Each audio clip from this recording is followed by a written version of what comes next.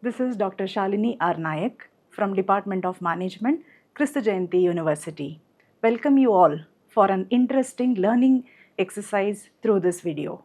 Today, we are going to learn about industrial dispute, an interesting topic under the subject employee relations and engagement. Let's see what is industrial dispute, what are the causes for industrial dispute, consequences of industrial dispute, and the mechanism for which industrial disputes can be handled.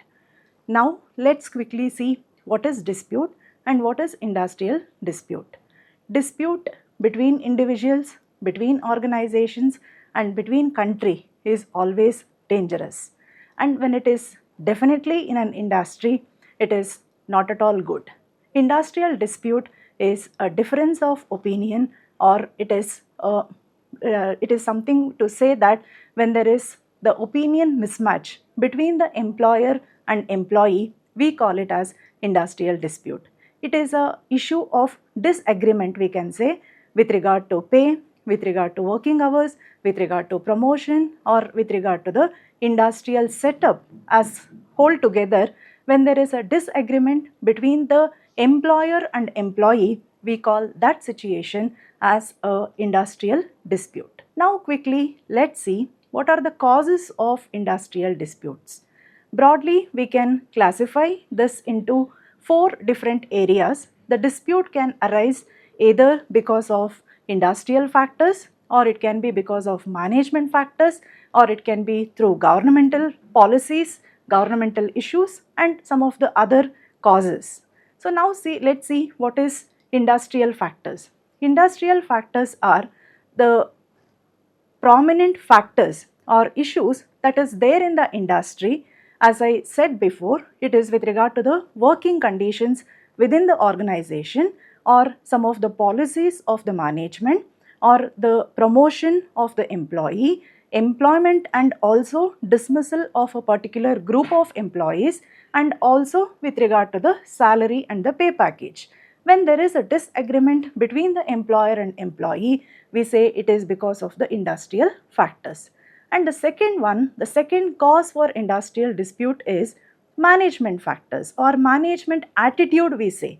Sometimes it so happens that management is not ready to listen to the trade unions and also the employee representatives.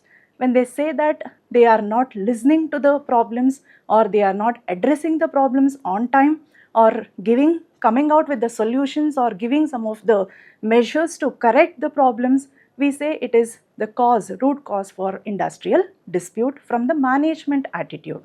Government policies or government machinery, we say that the government policies are always in favor of the employees and employer, but unfortunately sometimes it so happens that the government policies may not be in line with the changes in the ecosystem, changes in the culture, and changes in the trend that is happening in the industrial setup.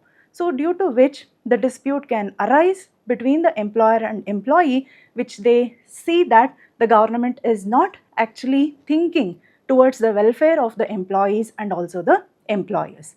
And when it comes to the other causes, we have seen lot of other causes like the disagreements between, or any kind of disagreements or management between the countries or economy, and also inflationary situations, and also because of the other changes that is upcoming in the ecosystem is another important cause under the other causes of industrial dispute. So we have seen the causes for industrial dispute. Now let's see the consequences of industrial dispute. As I said, dispute of any type, it is definitely going to cause for all the stakeholders. When we see the consequences of industrial dispute, it will have its impact definitely on the employer, employees, consumers, and the economy. Employer, the consequences of industrial dispute on the employer, on the management, or on the industry as a whole, their morale will get demotivated, and they are not going to continue. The production comes down, wastage of resources, and because of that the industry has to undergo huge amount of losses. And when it comes to employees, they also lose interest in the job. They may not like to continue the operations or their day-to-day targets and routines. They don't want to continue or attend to, and also because of the dispute they think like they are neglected. Okay, so that is another impact of industrial dispute on the employees. And what happens to the consumers? Consumers are the big sufferers, we can say, because of the dispute between the management and the employees, that is employer and the employees. Consumers, they might miss the orders, timely delivery of the product in the market may not be possible, and demand gets increased because of non-availability of the products. They might miss the customers when they are outsourcing it to others, that is also possible, and undue kind of tension, or it creates a chaotic situation in the market, that is the impact on the consumers. And as an economy, when all the other stakeholders are actually disturbed because of the dispute, economy as a whole, the growth and development of the economy also gets hampered, and also economical unrest. The government has to depend on the other countries to import these products when it is not available in the domestic market. So the consequences of industrial dispute is definitely, it has a big impact on all these stakeholders. Now, what are the prevention is always better. So what are the preventive measures that either the government or the employer can initiate in country like India? Let's see one by one. So we have some of the preventive measures, like how we see that standing orders, code of discipline, grievances, collective bargaining and working committees, joint managements, suggestion boxes and suggestions from the employees, and joint consultancy services, and also labor welfare. So what we do is, in the standing order we set some of the orders that has to be followed within the industry, and we also initiate in this process under the prevention, the employer can initiate collective bargaining to have a discussion with the trade unions or the representatives of the employee groups, and also call them in the joint management system, participatory management we call it as. Okay, or they can also take the consultancy services or consultants from the employee groups, or suggestions can be sought and it can be financially or in the other ways rewarded, so that the grievances and disputes can be handled or dealt with.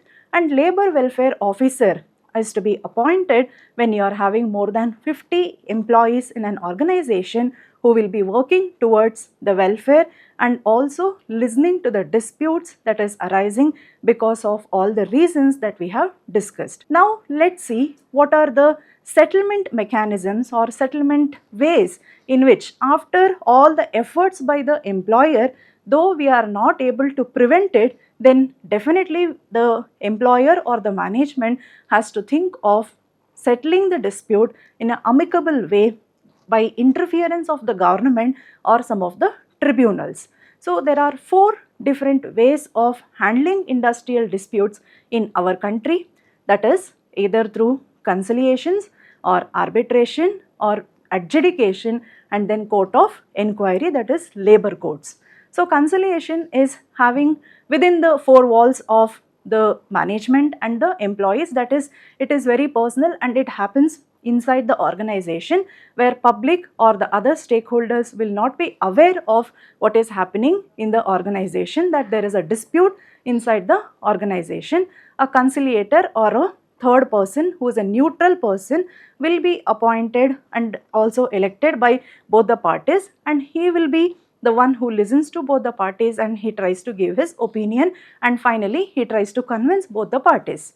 When conciliation doesn't work, then they have to go to the next step, that is arbitration. Arbitration is a mechanism where the arbitrator will be appointed by both the parties and approved by the government. The arbitrator listens to both the parties, where both the parties can give their representation directly without having a mediator, and the arguments and counter arguments can happen in front of the arbitrator, and he tries to solve the problem and he tries to give a possible solution to the grievance and the dispute that has arisen.